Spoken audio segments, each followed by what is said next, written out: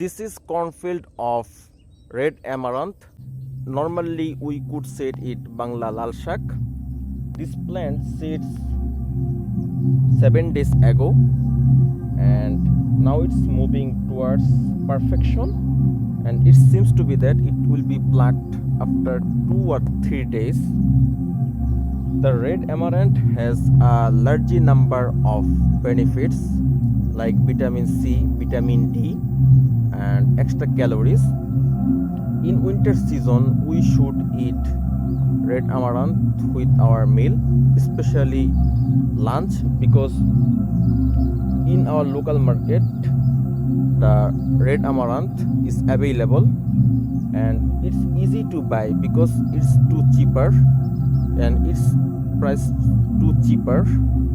That's why we should eat lal shak in our meal in winter season.